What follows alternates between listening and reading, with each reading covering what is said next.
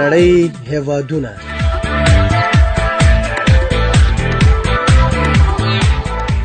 د نړۍ هېوادونه یوه معلوماتي او په زړه پورې خپرونه.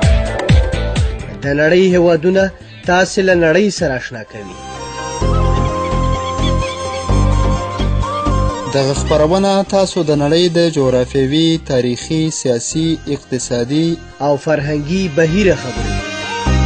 که غواړئ چې د نړۍ په اړه معلومات ترلاسه کړئ نو د ننګرهار ملي راډیو څخه د نړۍ هېوادونه مه هېروئ.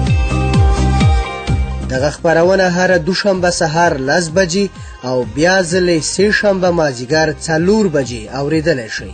د خپرونې کوربه خاکسار زیب.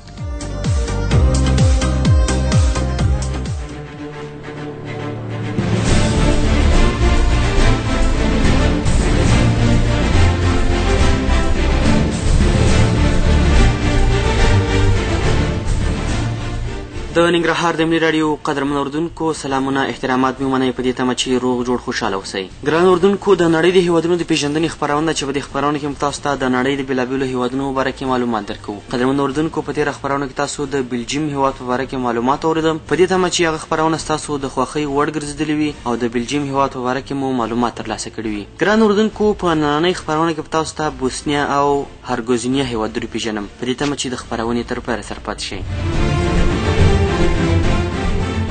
د بوسنیا هېواد د نامه لنډیز نښه په انګلیسي ژبه کې BA دی. رسمي نوم یې د بوسنیا او هرګوزینیا جمهوریت او نړیوال نوم یې بوسنیا او هرګوزینیا ده او سیمه ییز نوم یې بوسنیایي هرګوزینایي ده.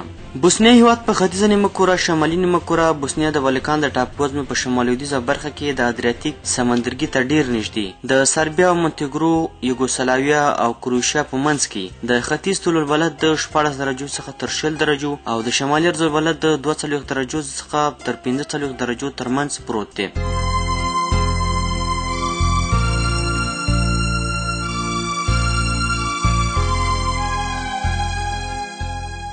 بوسنیا هېواد ټول 51,129 کیلومتره مربع پراخوالی لري چې شمال ته یې کروشیا، جنوب او لویدیځ ته یې کروشیا، ختیځ ته یې سربیا او مونتیګرو او یوګوسلاویا، ختیځ ته یې سربیا او مونتیګرو او یوګوسلاویا هېواد موقعیت لري. په وچه کې د بوسنیا او هرګوزینیا هېواد د ټولو پولو اوږدوالی 1459 کیلومتره دی او دا هېواد له اوبو سره هیڅ ګډه پوله نه لري. قدرمن اردوونکو، د بوسنیا هېواد د مهمو غرونو څخه د دینارا، مګلیک، ولوجیک، کروسونیکا او تراسکویکا د غرونو مهمه لړۍ دي. قدرمن اردوونکو، د دې غرونو نه د بوسنیا هېواد یو زیات شمېر سیندونه هم سرچینه اخلي چې د دې سیندونو په اړه د سیر او تفریح لپاره په زړه پورې ځایونه جوړ شوي دي. ګران اردوونکو، د دې سیندونو نه د دې هېواد په کرنه کې هم زیاته استفاده کیږي.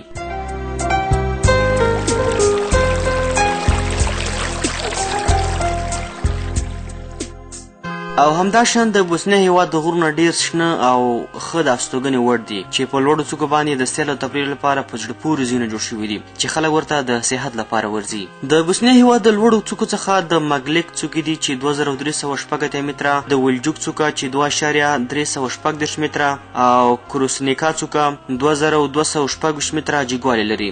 د بوسنیا هېواد د غټو سیندونو څخه د ورباس سیند دی چې 192 کیلومتره د بوسنیا او هرګوزینیا په خاوره کې بهیږي. همداشان نور سیندونه هم په دې هېواد کې شته دي چې ترینوا، راما، بوسنا او داسې نور سیندونه دي چې دا سیندونه د بوسنیا او هرګوزینیا په خاوره کې بهیږي. ګران اردوونکو، د خپرونې په دې برخه کې راځو د بوسنیا هېواد اقلیم ته.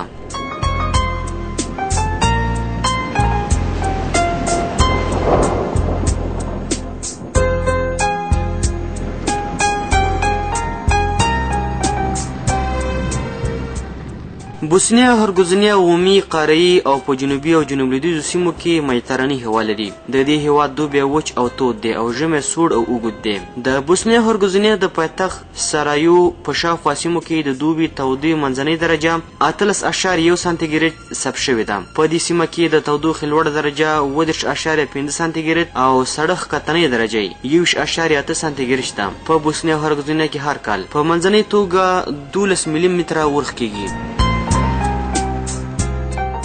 بوسنیا هرګوزینیا د یوګوسلاویا د پخوانیو شپږو جمهوریتونو څخه یو جمهوریت دی. د دې هیواد منځنیو ختیځو سیمو ته بوسنیا او جنوبي او لویدیځو سیمو ته هرګوزینیا ویل کیږي. بوسنیا هرګوزینیا داسې یو غرنی هیواد دی چې ټوله خاوره د سمندر له سطح څخه په منځنۍ توګه 1.5 متره لوړه پرته ده. قدرمنو اردوونکو، بوسنیا هیواد ټول 4 غرونه لري چې منځنی لوړوالی 2306 متره دی. د بوسنیا هرګوزینیا د دغه غرونو د لوړو برخو ژمی ډیر اوږد او ډیر سوړ دی. د دغه غرونو څخه د بوسنیا هرګوزینیا هیواد 20 سیندونه سرچینه اخلي. سره له دې چې دا هیواد د ادریاتیک سمندرګي ته ډیر نږدې پروت دی، خو د کروشیا د هیواد یوه نرۍ ټوټه خاوره له اوبو څخه جلا کړې ده. د درینا سیند د بوسنیا هرګوزینیا په شمال ختیځو او بوسنیا او دوینا سیندونه په شمال لویدیځو او لویدیځو خواو کې له سربیا، مونتیګرو او کروشیا له هیوادونو سره د دې هیواد پر ګډه پوله باندې بهیږي. د بوسنیا هرګوزینیا ډیر غرونه په ځنګلونو باندې پوښلي دي او شنه دي. په عمومي توګه د سمندر له سطح څخه د بوسنیا هرګوزینیا تر ټولو ټیټه سیمه ادریاتیک سمندرګی دی او تر ټولو لوړه سیمه یې مګلیک ده چې 2306 متره لوړوالی لري.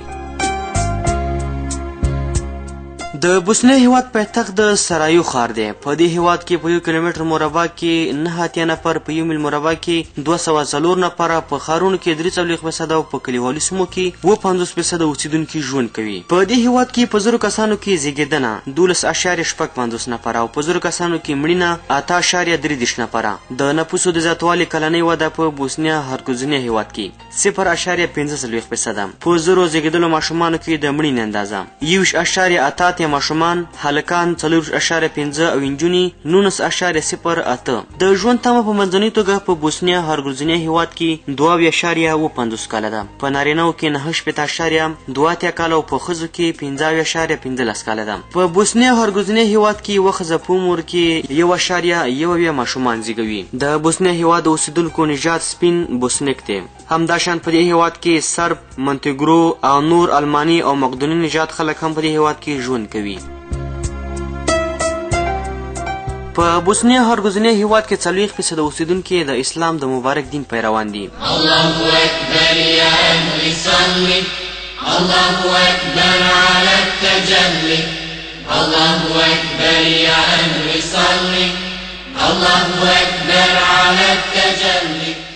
په دې هیواد کې د مسیحي دین پیروان 40%، ارتودکس 10% او رومن کاتولیک مذهب پیروان 15% ژوند کوي. د بوسنیا هیواد د اوسیدونکو رسمي ژبه بوسنیي ده. په کوراتي او سربي ژبو باندې خلک هم په دې هیواد کې خبرې کوي او لیکدود یې په لاتیني ژبه دی. قدرمنو اردوونکو، د خپرونې په دې برخه کې تاسو رابولم ما یوې بوسنیي سندرې ته په دې تمه چې د هم ستاسو د خوښې وړ وګرځي.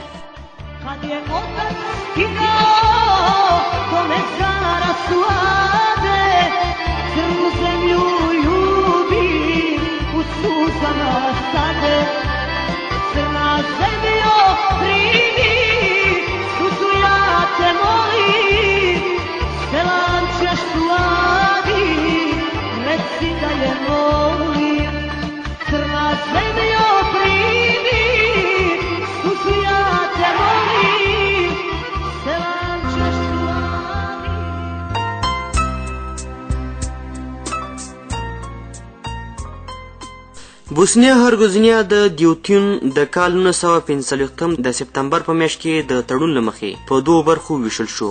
اول د سربستان جمهوریت چې د هیواد 40% خاوره یې نیولې ده او د دې هیواد د سربیانو لخوا اداره کیږي او 5 سیمې لري: بانیلوکا، دوبویی، بیلینا، سارایکوسکو، رومانسکا او ترینینا. د دې جمهوریت د مهمو ولایتونو څخه شمیرل کیږي. دوهم په دې هیواد کې د بوسنیا هرګوزینیا فدراسیون دی چې دغه 10 سیمې لري او چې د نسکو او ساناسکي، پوساوسکي، توزانسکي، زنیچکو، دوبوسکي، بوساناسکو، پودرینسکي، سرنیو ساناکی، هارسا، ګواچاکو، نرتونسکي، زابادنو، هرسا، ګواجاکی، سرایو او هرسنګ بوساناسکي د دې هیواد د مهمو اداري واحدونو څخه شمیرل کیږي. د دیوتون د تړون له مخې د بوسنیا هرګوزینیا په 2 پاسنیو واحدونو سربیره یو دریم واحد هم لري چې برچوکو نومیږي او د نړیوالو تر څارنې لاندې دی. پرچوکو د سربیا د جمهوریت له منځنیو برخو سره د دغې اداري واحد ختیځو سیمو د نښلونکو تړاو په توګه د سربیانو لخوا ډیر ارزښت لري. د نړیوال منځګړیتوب دغه تړاو په 2000 کال کې د بوسنیا هرګزونیا مرکزی دولت ته ورکړل شو. د بوسنیا هیواد د غټو ښارونو څخه د نیلوکا، لونیژا، نوسیجي، پروزور، لیونو، ګورنوژ، برګوژنو، زنیکا، وارګس، ساناسکیموس او پوساناکا د دې هیواد د مهمو غټو ښارونو څخه شمیرل کیږي چې په دې ښارونو کې د دې هیواد د اوسیدونکو لپاره ښې د ژوند اسانتیاوې برابر شوي دي. قدرمنو اردوونکو، د خپرونې په دې برخه کې تاسو رابولم د بوسنیا هیواد د حکومت په اړه معلوماتو ته.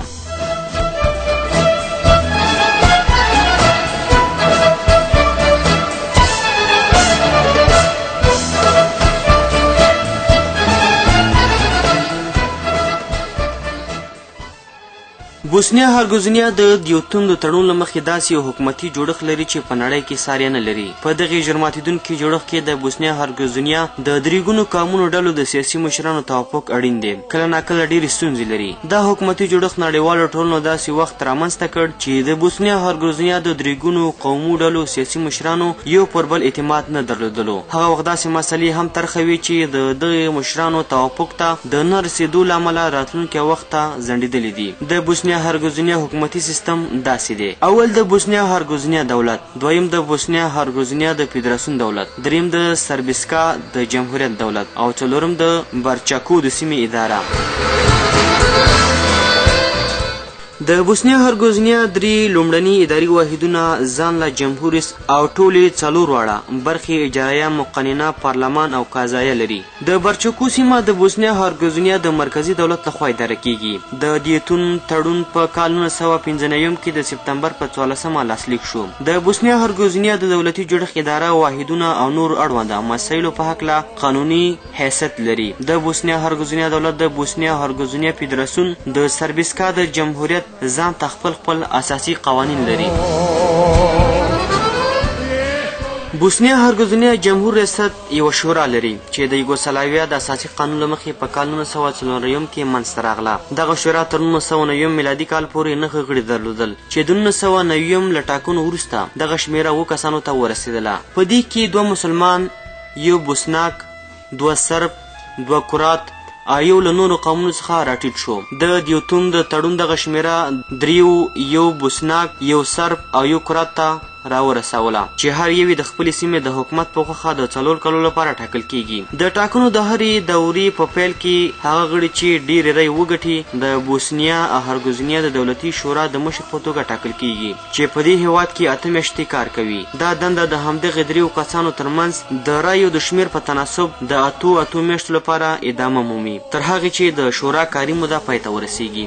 بوسنیا هرګزونیا د دیوتون د تړون له مخې په لومړي سر کې یو کمزوری حکومت درلودو چې یوازې 4 وزیران یې درلودل: د بهرنیو چارو وزارت، د مخابراتو وزارت، د کډوالو وزارت او د بشر حقوقو وزارت و. په کال 2002 کې د بوسنیا هرګزونیا لپاره د UN واکمن استازي په نړیوالو ټولنو کې د دې هیواد د ښه استازیتوب او په بوسنیا هرګزونیا کې د ننه د چارو د ښه سمون لپاره د دې هیواد حکومت لږ پیاوړی کړ او وزارتونه یې 8 ته ورسول: د کورنۍ چارو وزارت، د بهرنۍ سوداګرۍ وزارت، د مالی خزانه، د مدني چارو وزارت، د کډوالو د بشر حقوقو وزارت، د بهرنۍ چارو وزارت، د مخابراتو او ترانسپورت وزارت او د عدلیې وزارت د دې هیواد وزارتونو څخه شمیرل کیږي.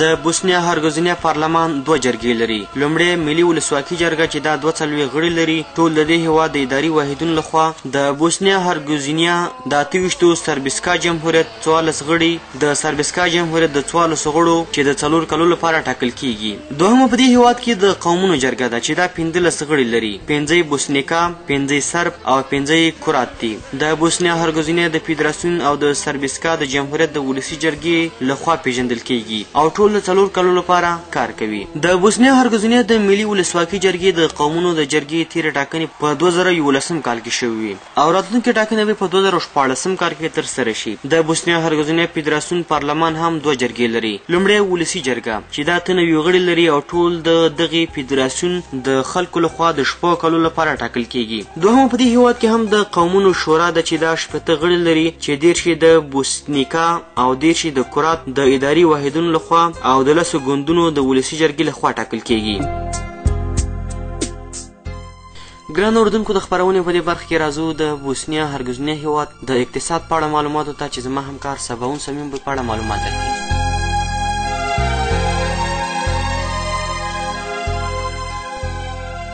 بوسنیا او هرزګوینا د یوګوسلاویا د پخواني فدرالي جمهوریت د مقدونیې له جمهوریت څخه وروسته د دغه فدراسیون تر ټولو وروسته پاتې جمهوریت دی.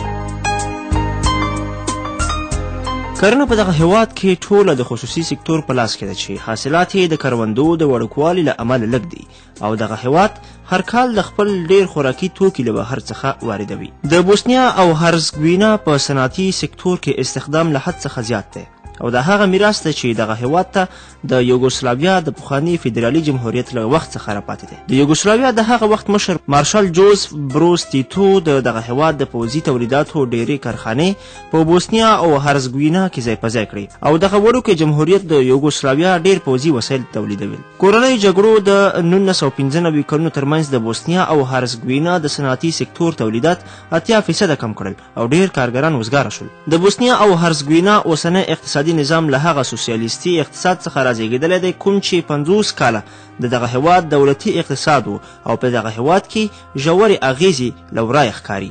د کال 1990 له بدلونونو څخه وروسته هغه څه وشو چې د بوسنیا او هرزګوینا اقتصاد د بازار د اقتصاد او د خصوصي سکتور د پیاوړتیا خواته وهڅول شي او په دغه هیواد کې کورنۍ او بهرنۍ پانګه په کار واچول شي. کورنۍ جګړې او قومي شخړو دغه هیلې په اوبو لاهو کړې او هر څه په ټپه ودرېدل. د دیتون د سولې له تړون څخه وروسته نړیوالې ټولنې او د بوسنیا او هرزګوینا منتخب دولت بیرته هماغه پخوانۍ هڅې ګړندۍ کړې او غواړي چې د بازار د اقتصاد ټول اساسات په دغه هیواد کې تطبیق کړي. په بوسنیا کې رښتیانۍ سرشمېرنې لږې دي. اداري فساد، رشوت او د بشپړ ثبات نشتوالی هم بهرني پانګوال په بوسنیا او هرزګوینا کې ډیر کار ته زړه نشي کولی. په بوسنیا او هرزګوینا کې د دولتي سکتور د شرکتونو او ملکیتونو د خصوصي کولو کار سوړ په مخ روان دی. تور مارکیټ په دغه هیواد کې ډیر پیاوړی دی او په قانوني فعالیتونو ځمکه سره کړې ده. د بوسنیا او هرزګوینا دولت په کال 2001 کې بانکي اصلاحات ګړندي کړل او وی غوښتل چې د خلکو اعتماد پر دغه بانکونو زیات کړي. سره له دې چې هر کال د بیا ودانولو او بشري مرستو لپاره ډېرې پیسې دغه هیواد ته رارسیږي خو له بده مرغه چې د اداري ستونزو او د اقتصادي مرستو د جذب د ظرفیت او د وړوکوالي له امله دغه مرستې ډېر ځای نه نیسي او اغیزې د بوسنیا او هرزګوینا په اقتصادي پرمختګ کې لږ دي. قدرمنو اورېدونکو د دغه هیواد غیر خالص کورنی تولید چې دی یا GDP 40.1 بلیونه ډالر کیږي او همداراز دغه هیواد غیر خالص کورنی تولید وده کلنۍ وده 3.5% ده. د سړي سر کلنی عاید 6,030 ډالر دی او د غیر خالص کورنی تولید سکتوري جوړښت 14%، صنعتي 40.9% او خدمات دغه هیواد 40.1% تخمین شوي. انفلاسیون په 2003 کال کې 0.9% او د کار قوت 1.026 میلیون نفر په 2000 لومړي کال کې تخمین شوي. کرنه 0% ده، صنعتي 40% او خدماتي 40%.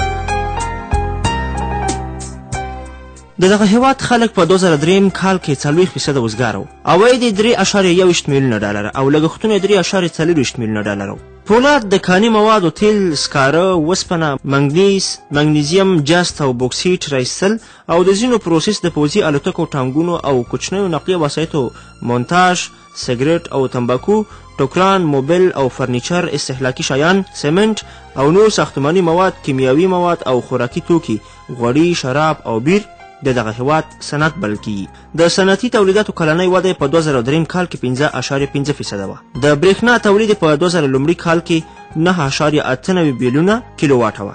د بوسنیا او هرزګوینا 14.6% ځمکه د کرلو وړ ده. د دغه هیواد 53.1% ځمکه ځنګلونه او غرونه دي، 23.5% څړځایونه او پاتې 6.3% ځمکه سیندونه، ښارونه او د استوګنې سیمو نیولې ده. په کال 1998 کې د دغه هیواد 20 کیلومتره مربع ځمکه کرل کېده. د بوسنیا او هرزګوینا 0% خلک د کار قوت د کرنې په سکتور کې په کار بوخت دي او دغه هیواد 13% غیر خالص کورنی تولید له همدې سکتور څخه لاسته راځي. غنم، وربشې، جوار، صنعتي بوټي، چغندر، مرګولی، تمباکو، لوبیا، کچالو، سابه، پیاز، کرم، رومي، شنه مرچ او نور میوې، مڼې، آلو، آلوبالو، ګیلاس، زردالو، چارمغز، غوښه، لبنیات او هګۍ د دغه هیواد د کرنې او څارویو تر ټولو مهم محصولات ګڼل کیږي.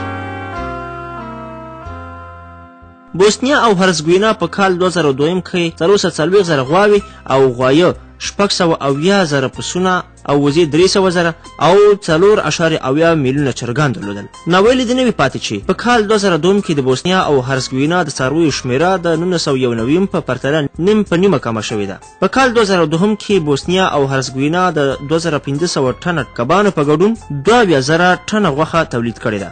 درنو اوریدونکو، د بوسنیا او هرزګوینا په جګو غرنیو سیمو کې د تفریح ښایسته ځایونه، هوټلونه، کلبونه، د هیواد په بېلابېلو سیمو کې د تودو معدني اوبو چینې، لرغوني مذهبي ځایونه او په ځنګلونو باندې پوښلي جګ غرونه هغه هڅونکي لاملونه دي چې هر کال ډېر بهرني سیلانیان بوسنیا او هرزګوینا ته رابولي. له خپلواکۍ څخه وروسته د خونړیو کورنیو جګړو او قومي شخړو له امله د دغه سیلانیانو شمیره 0 ته راښکته شوه. له جګړې څخه وروسته بیا سیلانیان بوسنیا او هرزګوینا ته ور روان شول او شمیره یې هر کال په منځنۍ توګه 14.5% زیاتیږي. د اوسپنې ډبرې، د ډبرې سکاره، بوکسیت، د چینې خاوره یا کاولین، بوکسیت، جاست، قلعي، کرومیت، کوبالت، مګنیز، نکل، چونه او مالګه د دغه هیواد کانونه دي. په کال 2003 کې د دغه هیواد ټول صادرات 1.28 بیلیونه ډالر وه. لرګي، تمباکو، سیګریټ، خوراکي مواد لکه غوښه، غوړي او څښاک، مصنوعي ټوکران او جامې، کاني، ډبرې، موبل او فرنیچر، پولاد او د وسلو، پرزې او پوځي وسایل. غټ تجارتي شریکانې: ایټالیا 9.9%، کروشیا 18.5%، آلمان 12.3%، اتریش 9.3% او سلوانیا 6.7%. فابریکې، ماشینونه، لوی او کوچني نقلیه وسایل، د پوځي وسایلو یعنی الوتکې، ټانکونه او نور ځینې جوړ شوي برخې، پرزې، تیل او د تیلو د چاڼولو وسایل، کیمیاوي مواد، خوراکي توکي، وړین او سپنسین تار، دارو، درمل، کاغذ او استهلاکي محصولات د دغه هیواد واردات دي چې په 2003 کال کې 4.1 بیلیونه ډالر وه. دغه هیواد غټ تجارتي شریکان عبارت دي له کروشیا 4.3%، سلوانیا 15.5%، آلمان 14.6%، ایټالیا 12%، هنګري 7.6% او اتریش 6.6%. 3.5 بیلیونه ډالر بهرني پورونه لري. بهرنۍ مرستې 650 میلیونه ډالر دي. مارکا د دغه هیواد د پیسو پولي واحد دی. مالی کال عیسوي ګریګوري دی. د اورګاډي پټلۍ 1021 کیلومتره، 295 کیلومتره برېښنایي. بوسنیا او هرزګوینا 1846 کیلومتره لوی لارې پخې، 11440 کیلومتره او خامه، 1846 کیلومتره لوی لارې دي چې له دې جملې څخه 1440 کیلومتره پخې او خامه 1420 کیلومتره دي. 170 کیلومتره د طبیعي ګازو او 9 کیلومتره د تیلو نلکې لري. بوسانسکا، ګرادیسکا، بوسانسکي براټ، بوسانسکي ساماک او راسی د دغه هیواد بندرونه دي. د ټلیفون نړیوال کوډ نمبر 00308، د ټلیفون شمیر 938,000 عادي او 1.05 میلیونه موبایل لري. د برېښنا او هرزګوینا د ټلیفون او تلګراف سیستمونه نوي کول غواړي. د بوسنیا او هرزګوینا ډېری کلیوالي سیمې لا ټلیفوني اسانتیاوې نه لري او خلک له دې بابته له ستونزو سره مخامخ دي. بوسنیا او هرزګوینا د هیڅ کومې سپوږمکۍ لپاره په خپله خاوره کې ځمکني سټیشنونه نه لري. د راډیو خپرونو مرکزونه AM او FM دي. د راډیوګانو شمیرې 9,40,000 دي. د تلویزیوني خپرونو مرکزونه 30 او 200 غبرګونکي دستګاوې دي. د ټیویګانو شمیرې 3,50,000 دي.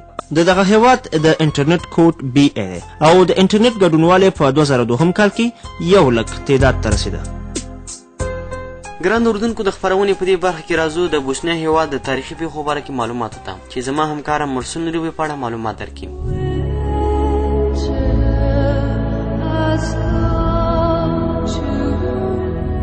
ایلیریان هغه ډومبني خلک دي چې د بوسنیا هرګزوینا په اوسنۍ خاوره کې میشت شوي دي. هغه وخت چې د روم سترواکي له میلاد څخه د دوهمې مخکینۍ پیړۍ په منځنیو کلونو کې د اوسنۍ بوسنیا هرګزوینا خاوره ونیوه، دغه سیمې ته د خپلې پراخه سترواکۍ د یو ولایت دریځ ورکړ. سربان په 9 میلادي پیړۍ کې په بوسنیا هرګزوینا کې میشت شول، خو د دغه سیمې خلک د 1101 څخه تر 1008 میلادي کلونو ترمنځ له دوی څخه جلا اوسېدل. په 12مه میلادي پیړۍ کې د بوسنیا اوسنۍ خاوره د هنګري لاسته ورغله. بوسنیا د هنګري د نیواک په کلونو کې د اورتودوکسي هنګریانو او کاتولیکو کاروانانو د یرغلونو مخه ډف کړې وه، خو له دې ټولو سره د بوسنیا لږو خلکو د مسیحیت دین ومانه. د 1254 څخه تر 1395 میلادي کلونو ترمنځ په بوسنیا کې داسې یو پیاوړی پاچاهي نظام واکمن و چې د هم یا هرګزوینا ولایت ونیو. په کال 1380 میلادي کې عثماني ترکانو سربانو ته ماتې ورکړه. په کال 1459 میلادي کې د سربیا او بوسنیا خاورې له خپل سترواکۍ سره یو ځای کړه. ترکانو په کال 1482 کې د هم یا هرګزوینا سیمه ونیوه او په دې سیمو کې د اسلام د دین د خورولو لاس پورې کړ. ترکانو د واکمنۍ په کلونو کې د بوسنیا له 4,50,000 وګړو څخه څه د پاسه 4,50,000 مسلمانان شوي وو. اتریش د 1440 څخه تر 1480 کلونو ترمنځ د هنګري خاوره ونیوه. د دغه نیواک په وجه هنګري نږدې 1,10,000 مسلمانان د بوسنیا خاورې ته وتښتېدل. له دې وروسته اتریشیان له عثماني ترکانو سره وختل. په کال 1910 میلادي کې د بوسنیا والي د بانیلوکا په سیمه کې د اتریش له پوځونو سره وجنګېده. د دغه جګړې په پای کې د 1919 د نننۍ بوسنیا شمالي پولې وټاکل شوې. د اتریش پر ضد د بوسنیا دوهمې جګړې د 1983 غټې پایلې درلودې. د اتریش پاچا دوهم جوزف د بالکان سیمه د روسیې له ملکې کاترینا سره وویشله او بوسنیا بیا لاندې کړه. له دې وروسته د بوسنیا په زرګونو خلک ترکیې ته وکوچېدل. په کال 1830 کې هرګزوینا خپل خپلواکي اعلان کړه. په کال 1908 کې د ځوانو ترکانو خوځښت په ټولو عثماني سترواکۍ کې د خپلواکۍ غوښتنې او غوښتنو څپې راولاړې کړې. اتریش د هنګري له دې اخوډب څخه ګټه پورته کړه او د روسیې له موافقې څخه پرته د بوسنیا او هرګزوینا خاورې له ځان سره یو ځای کړې. په کال 1914 کې د اتریش ولیعهد او د هغه میرمن د یو بوسنیایي سرب په لاس د سرایو په ښار کې ووژل شول.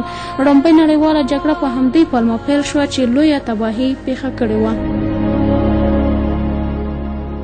په کال 1913 کې د اتریش هنګري سترواکي له ماتې څخه وروسته بوسنیا او هرګزوینا له سربیا سره یو ځای شو. په دوهمه نړیواله جګړه کې بوسنیا او هرګزوینا د آلمان لاسته ورغله او ډېر سربان په ډله ییزه توګه ووژل. د دوهمې نړیوالې جګړې په پای کې بوسنیا او هرګزوینا د یوګوسلاویا له نوي هېواد سره یو ځای شو.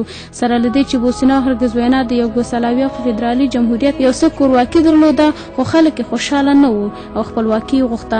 د 1915 څخه تر 1990 کلونو ترمنځ لسیزه په همدې پټ او ښکاره خوډب کې تېرې شوې. د کال 1990 په اپریل کې د یوګوسلاویا کمونیست ګوند ړنګ شو او په دغه هیواد کې د ډومبنیو ټاکنو ته لاره هواره شوه. په دې ټاکنو کې د مسلمانانو استازی ښاغلی علي عزت بکویټ د بوسنیا او هرګزوینا د جمهور رئیس په توګه وټاکل شو. د کال 1991 په اکتوبر کې د بوسنیا او هرګزوینا ولسي جرګه د دغه هیواد بشپړه خپلواکي اعلان کړه. بوسنیا او هرګزوینا د 1992 په جنوري کې د یوګوسلاویا له فدرالي جمهوریت څخه خپل وتل په داسې حال کې رسمي کړل چې د دغه هیواد سربان په یوګوسلاویا کې د پاتې کېدلو لیواله و. علي عزت په هغه وخت کې د خپل هیواد د خاورې د تمامیت او ملي یووالي د ساتنې لپاره لوړه کړې وه چې په بوسنیا هرګزوینا کې به یو مذهبي اسلامي دولت نه جوړوي او د ټولو اتباعو حقوقو ته به په درنده سترګه ګوري. د کال 1992 د مارچ په میاشت کې د بوسنیا او هرګزوینا د 9.4% مسلمانانو د خپل هیواد د خپلواکۍ لپاره رایه ورکړه. یو میاشت وروسته امریکې د اروپایي ټولنې هیوادونو هرګزوینا خپلواکي په رسمیت وپېژندله او دغه هیواد د مای تر میاشتې پورې د اروپا د امنیت د همکارۍ د UN د ټولنو غړیتوب ترلاسه کړ. په همدې وخت کې د دغه هیواد د سربانو د بوسنیا د سرب جمهوریت جوړېدل اعلان کړل او د بوسنیا او هرګزوینا له مسلمانانو سره جګړه پیل کړه.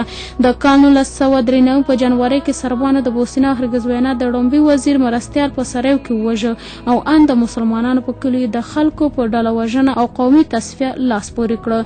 د یو ان او د عفوي نړیوالې ټولنې د راپورونو له مخې په زرګونه مسلمانان د سربانو له لاسه وژل شول، په لسګونه زره وتښتېدل او په 40,000 مسلمانانو ښځې جنسي تیري وشول. په هغه وخت کې نړیوالو سربانو کړه وړه په کلکه وغندل، د مسلمانانو ننګه او ملاتړ زیات شول او د یو ان د سولې د ساتنې 100,000 کسیزه پوځ د بوسنیا هرګزوینا ته ولېږه.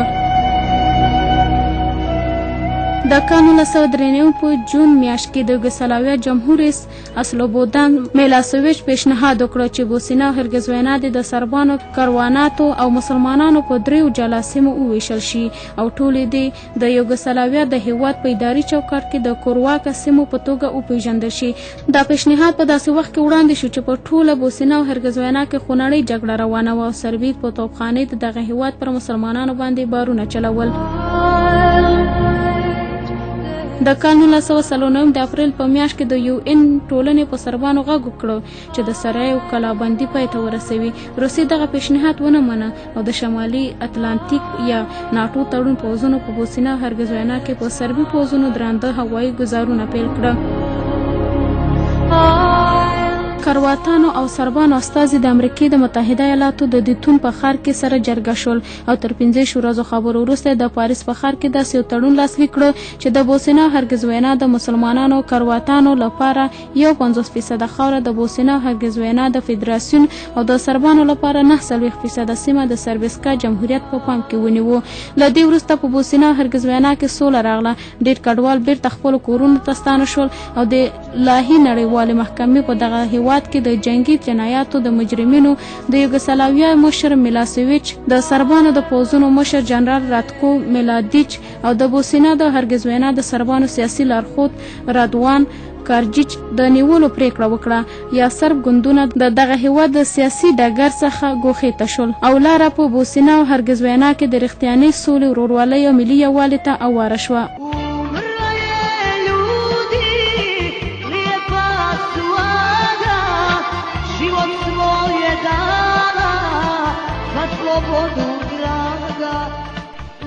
قدرمن اوردونکو، مرسل نوري و تاسو د بوسنیا هرګزوینا هیواد د تاریخي پیښونو خبر کړئ. قدرمن اوردونکو، په دې تمه چې د بوسنیا هرګزوینا هیواد په باره کې مو خبرونه خوښه شوې وي او د بوسنیا هیواد په باره کې مو معلومات ترلاسه کړي وي. قدرمن اوردونکو، زموږ د دې اونۍ د نړۍ د هیوادونو د پیژندنې خبرونه همدومره وه. تر بلې خپرونې پورې ما خاکسار زیب او سره ټولو همکارانو ته اجازه راکړئ. ښه ژوند درته غواړم. د خدای په امان.